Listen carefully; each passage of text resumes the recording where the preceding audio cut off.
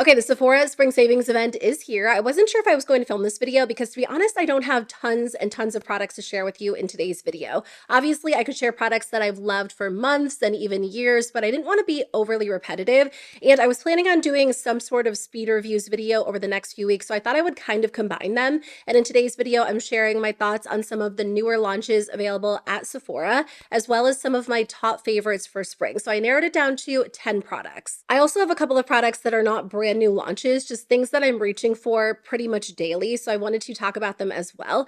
And in case you're considering picking any of these up during the Sephora sale, I wanted to get this video up. That way you could hear my thoughts on them or just kind of hear my perspective in case we have similar preferences or a similar skin type. So I hope you guys enjoy today's video. I'll put all of these Sephora sale info on the screen and in the description box below. I will say a lot of brands usually have really good sales around the same time as the Sephora sale. So if you can get any of these products for a more significant discount than like the 10, 15, or 20% off at Sephora, I'll make sure to list that information in the description box. I'll check the actual websites and see if any of the brands are having great deals. Or if you sign up for their emails, sometimes they do offer a pretty significant discount as well. So let's get into it and I'll share my thoughts on these products. So I do have a few things in my Sephora cart right now, things that I've been eyeing over the last few weeks or last few months that I've wanted to pick up, and then a couple of repurchases.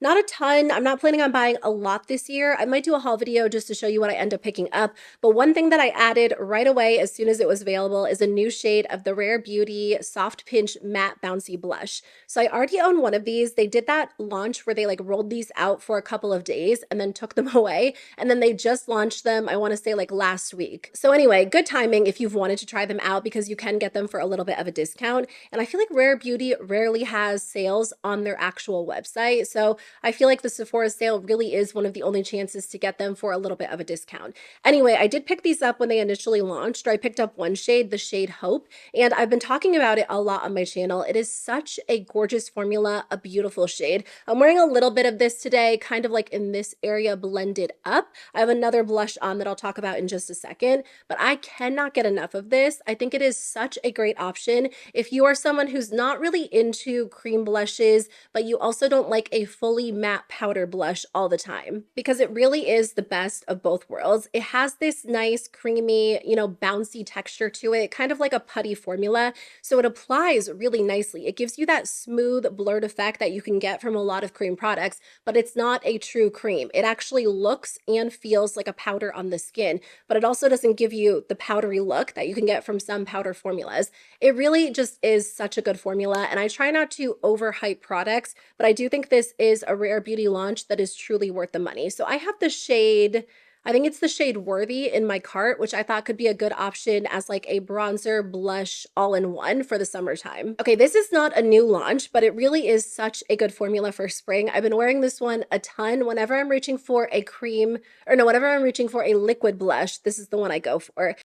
I find this formula so easy, so effortless to work with. It really blends out super, super quickly, and it gives your skin that gorgeous, dewy, glowy effect. But there's no shimmer, there's no glitter. It really just makes your skin look incredibly healthy, super hydrated. It's nice because you can sheer it out or you can build it up a little bit. So I have this on today. I did set it with powder, so the dewy glow is very much tamed down. But if you choose not to set your makeup or you layer it over a little bit of powder, you'll obviously get more of that true dewy effect. This shade has been perfect because I have been wearing a lot of pink eyeshadow, which I'll talk about in just a second. I know there is a kit on Sephora's website right now if you are looking to try out not only this product, but a couple of products from Saie. Let me pull it up. It's the Saie Glow Essentials Starter Set. I kind of considered picking this up. So you get a mini dew blush in the shade Baby, which is like a cooler baby pink. You also get their glowy super gel in Rose Glow, and then a full-sized lip gloss in the shade Play. Actually, the blush is also full-size. So 2 full-size products and 1 mini,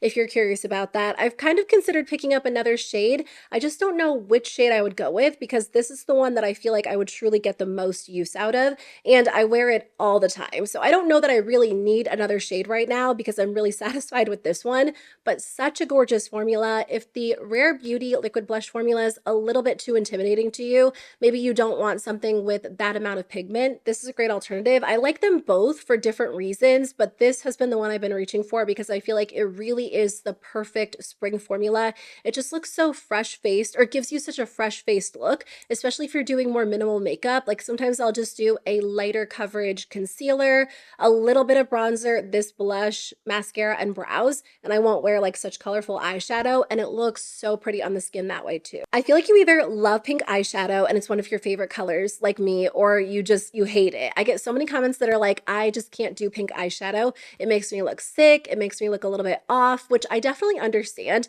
because sometimes when I wear pink eyeshadow, I'm like, I don't know if it's necessarily the most flattering on me all the time, but the thing about makeup is like, who cares if it's what people consider flattering? If you love it and it's fun, go for it, because you can wash it off at the end of the night. And I do love colorful eyeshadow, but sometimes shades like green and blue and purple to me feel a lot more intense than pink. For me, if I'm wanting color, but I don't want to commit, I feel like pink is the way to go. So I've actually been wearing this palette honestly so much more than I really thought I would. I knew I would like it just based on the color story, the fact that I really enjoy Natasha Denona's formula. This is the Bloom palette, but I've worn it in probably the majority of my recent videos because I cannot put it down. It's really just fun to play with. It is a warmer toned palette, and I also love Natasha Denona's retro palette if you're looking for some more cool tone shades. And I Need a Nude is like a true neutral palette, but some of the shades do lean a little bit rosy. So there are different options for you depending on your comfort level with pink, or if you prefer warm or cooler tones. This palette is actually more warm toned than I thought it was going to be based on the photos.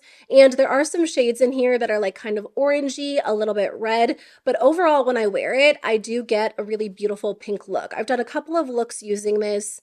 I think I have. I know I've done one, but I know I've worn it in some recent videos, so I'll include some clips of me wearing it just so you can get an idea of what it looks like on the eyes. You can go really intense with more of the raspberry tones, or you can go a little bit softer like I have on today. And I just think it's fun for spring. I enjoy using it. Every time I use it, I feel like it just kind of boosts my mood. And again, that's what I enjoy about colorful makeup. I feel like sometimes we fall into this trap where we feel like we can only do our makeup in a flattering way. And there's nothing wrong with doing your makeup in a way to kind of enhance your features. Obviously, I do that too, but sometimes makeup can just be fun. And I feel like this is a case where it's just fun to me. It's something I really enjoy using. The formula itself is really great. These shadows blend out super easily. I don't experience any issues, no patchiness, no fallout, which is really nice. Now, if you're not a colorful eyeshadow fan, if you tend to keep things a little bit more minimal, I definitely recommend the Natasha Denona Mini Eye Sculpt palette.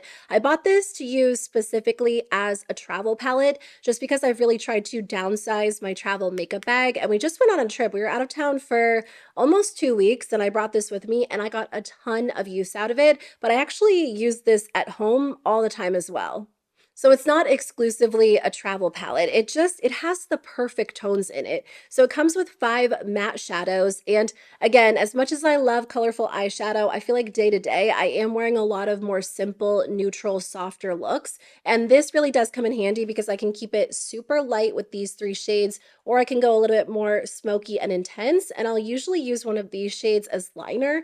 And it's just perfect. The tones in here are great. If you like Natasha Denona's matte formula, obviously this comes in handy because you have your staple matte shadows to really create a simple look, or to actually, sculpt and contour the eye, which is why I think she kind of created this in the first place. If you already have a lot of just beautiful like shimmers and metallics and glitters in your collection, but you just want a small staple palette to kind of kick off the eye look, this really does come in handy. I'll bring this with me when we travel and then throw in like 1 or 2 shimmers like a Moon Dust shadow or a ColourPop Super Shock shadow, and it really is perfect. So I love this, and I do think it's been worth the money for me. If you have a lot of neutrals in your collection, maybe you don't need it, but it's just very convenient, and I do like her matte formula, so I've gotten a lot of use out of it. All right, I have a few more new launches to talk about. So these are the newest launches that made like the top of my list. I've wanted to share some updated reviews on them. I did test out the new Kosas Cloud Set powder in a recent video, or it was a couple weeks ago, and I haven't shared an update on it. So I've actually been using this a lot. I do have two shades. I have Translucent Candy, which is pink toned. This is what I have on today. And then I also have Translucent Buttery, which is more yellow toned. They also have two additional shades that are deeper than this. Okay, let me start off by saying I have a lot of powder in my collection. I love powder. It's like my absolute favorite makeup product to try, but I have a lot that are great. And honestly, I feel like brands keep launching really good formulas. So if you already have powders in your collection you're satisfied with, you don't necessarily need to run out and buy new ones. But if you're looking to try a new formula or you're not happy with your current setting powder, you might really like this one. I don't think it's going to be for everyone because I don't find it to be truly translucent, which is kind of part of their like marketing with this product. I remember talking about this in the video where I tried it out. So it's a talc-free, ultra translucent 12-hour setting and baking powder. It's supposed to blur, brighten, and sweep away shine, but not glow. Honestly, it does live up to most of its claims, except for the fact that I don't find it to be ultra translucent. One of you actually asked me in a video which shade I find to be like truly translucent, and honestly, neither one of them. Both of these products definitely leave a tint to my skin. So I have the pink toned one on today. I don't know if you can tell, my face is more pink toned than my neck. I think the yellow one is more flattering on my skin, but when I use the yellow one, sometimes my face leans a little bit too much in the yellowy direction. So I don't find either one of them to be like a truly translucent powder, which I do think is important to note. The packaging is great. Let me just start with that. It has like a nice click closure, which I love, so you can ensure that the cap is actually locked in there. And then on top of that, it has that little plastic piece that actually locks down and stays in place well. So it's a very neat loose setting powder. And that makes a difference, especially if you are traveling with it or throwing it in a makeup bag. But even when it's just sitting on my vanity, I feel like this one has stayed just very neat overall compared to other brands that I've tried. So the packaging is great. The actual formula is nice too. A little bit goes a long way. It's definitely not like this super ultra finely milled powder. It's a little bit thicker. I would say the texture to me is maybe more similar to like the One Size powder than the Makeup by Mario powder, which is so light and airy. But it doesn't feel heavy on the skin and it doesn't look powdery on the skin at all. It's not overly mattifying. So I do agree with the claim where they say that it sweeps away shine but not glow, especially if you are using it with more glowy base products. Like today I do have on that Saie liquid blush. I'm also testing out this foundation for the first time, the Revolution Beauty Skin Silk Radiant Satin Serum Foundation, which is very, very glowy. So I feel like this powder did a good job at setting my foundation and my base products without like overly mattifying my skin. So it definitely does a great job of locking my makeup into place, creating like that smooth blurred effect, but not making my skin look flat or overly matte. So I've been enjoying it a lot. I definitely think it's a great option. So Fenty just came out with their new Gloss Bomb Lip Oil. Last year, they did a couple of limited edition shades, and then they just made the line permanent and came out with some new options. I really did want to add a couple of these to my cart, or at least one more shade, but I just did a video on new makeup I'm not going to buy. If you want to see a video that falls in line with like not buying new products, I'll link that one in the description box below. I just can't do it. I have so many lip oils. I've put myself on essentially like a lip oil no buy. And that's good because I've already been tempted by like 5 new lip oils this year. But I have to say, last year when I picked this up, I was so impressed by the formula. So I have the shade Frosted Buns, which they did bring back. I do think this is a great option for spring and summer, especially if you're into more warm toned looks, because it goes perfectly with like bronzy eyeshadow looks or just like simple neutral makeup. It's really beautiful. This is loaded with glitter, which I never thought I was a glittery lip product fan, but after trying this and the e.l.f. Glow Reviver Lip Glimmers, I've changed my mind. They're so pretty. They're so much fun to wear because they make your lips look so shiny, really, really beautiful. And I don't know, I feel like glitter, especially in the spring and the summer, to me is so much fun because you're outside, the sunlight enhances it, and I just love this formula. It's thin, it's smooth, it's not, you know, vastly different than their Gloss Bomb lip oils, but I would say if you find those sticky, you might actually like this formula because it has no stickiness. It has like the perfect glide. It's thin, it's flattering. It doesn't wear off in 2 seconds like some of the other lip oil formulas out there. It just really is amazing, and it smells so good. It has a sweet vanilla cake-like scent to it. So if you are not in the same boat as me, if you could use a new lip oil or you want a new lip oil and you're not restricting yourself, these really are gorgeous, and I love the new shades they created.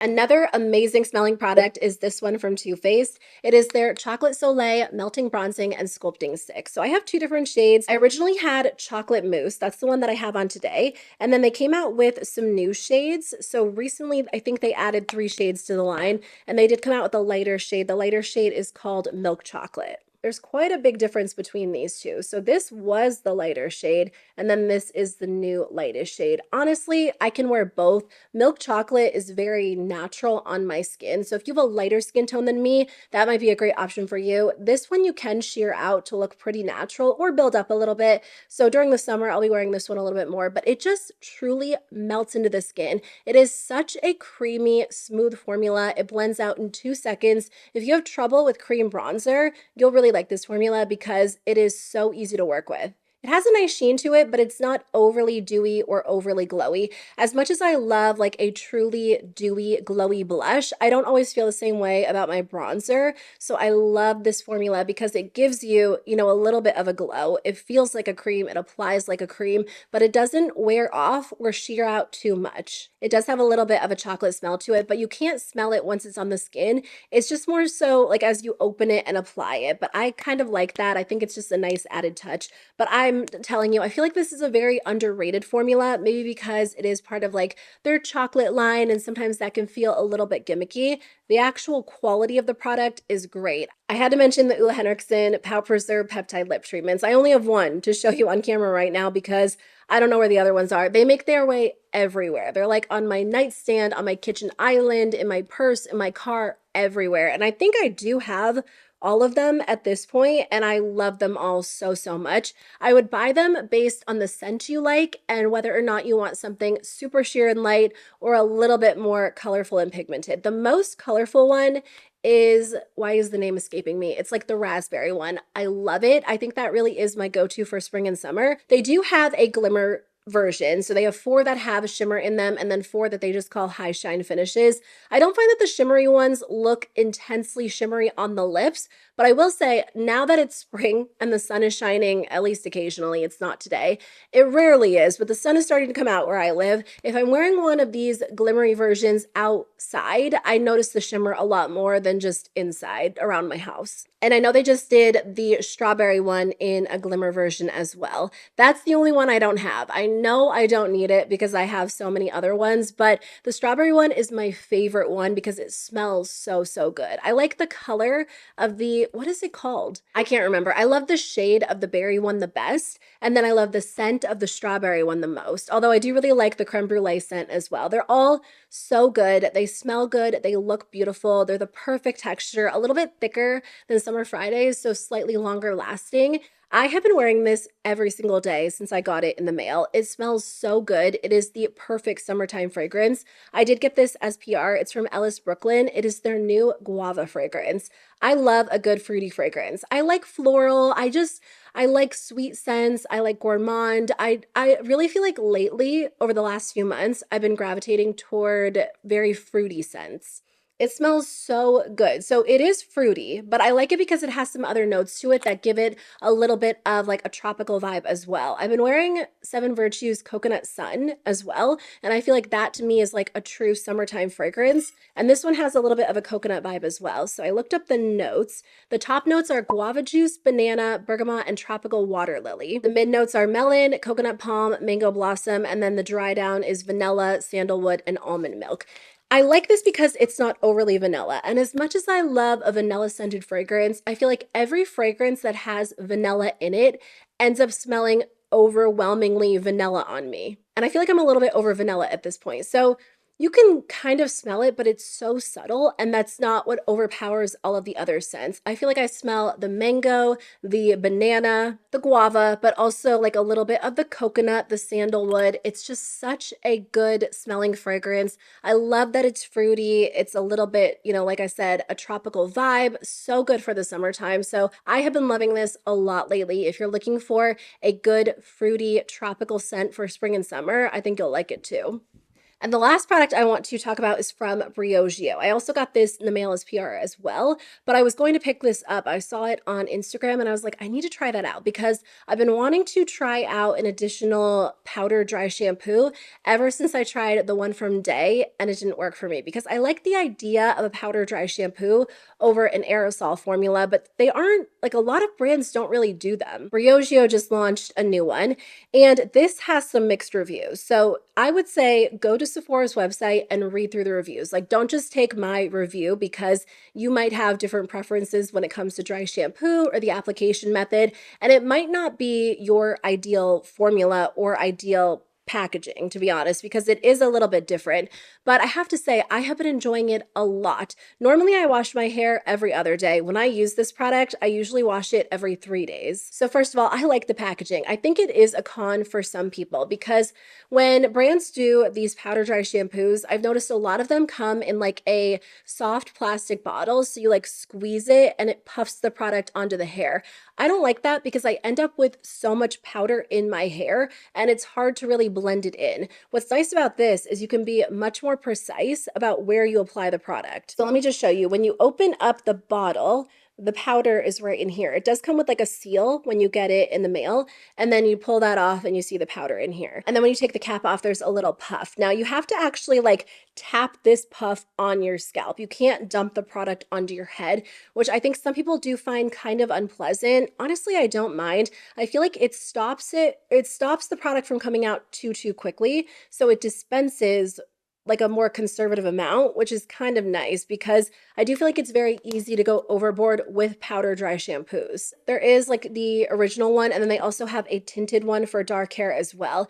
The tinted one can get a little bit messy, and I feel like it does kind of show up in my part line, which is fine. I mean, it comes down to personal preference. If you're doing it at night before you go to bed, you won't notice much of a white cast the next day because it has the chance to kind of like settle in. But if you like to apply dry shampoo in the morning and you have dark hair, you might like the tinted version for that reason. Now, one big con that I want to point out, and it's a pretty big one, this only comes with 0.5 ounces for $28. I read some comments from people saying that they ran out of this so fast. And I think if you are applying a ton of product, you will go through this very quickly. If you're like me and you like to just apply like a very small amount, it will probably last you a little bit longer. I mean, it will last you a little bit longer. I'm not running through this at an alarming rate by any means, but that is a lot of money for half an ounce of product.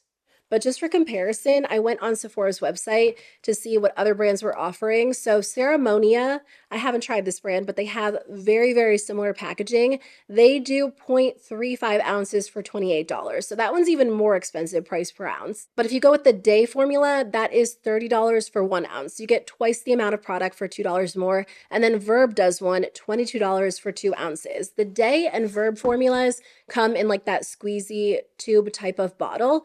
But after I run out of this, to be completely honest, I might try the Verb one and dump it in here since I like this style of packaging.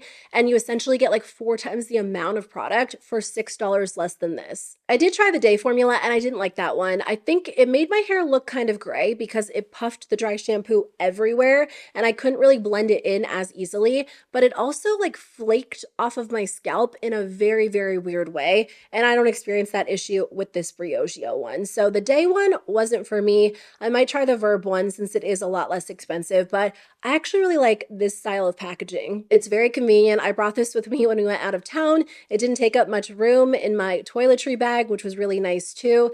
And I just like the idea of a non-aerosol dry shampoo for a couple of different reasons. So I'm enjoying it a lot, but it does have some pros and cons. So read through the reviews on Sephora's website. I never want you to take my word as like the actual authority on any product. I mean, don't get me wrong. It means so much that you watch my videos and you trust my reviews. And I always try to give like very thorough reviews with pros and cons, but we're all a little bit different. And I personally even as someone who reviews makeup, find it very helpful to go on to like Sephora's website and read through the reviews and see what people loved and didn't love about a product. It just kind of helps me get more of like a well-rounded opinion or an idea of a product and if I think it will work for me or not. So usually when I'm sharing my thoughts on a product, I like to let you know if I read through the reviews and what people were saying, whether it was positive or negative. But anyway, thanks for watching today's video. I hope it was helpful if you were considering any of these products and you wanted to hear some thoughts on them before you decided to pick them up during the sale.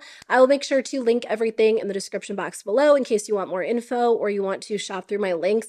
I do use affiliate links, so thank you so much for supporting my channel by using them if you choose to do so. I will be back very soon. I actually have a video sharing my thoughts on some of the new Sephora value sets. That will be up next. So if you want to hear my thoughts on those before you shop them, I'll try to get that video up within the next day or two. Thanks again for being here. I'll see you very soon with a new one. Bye.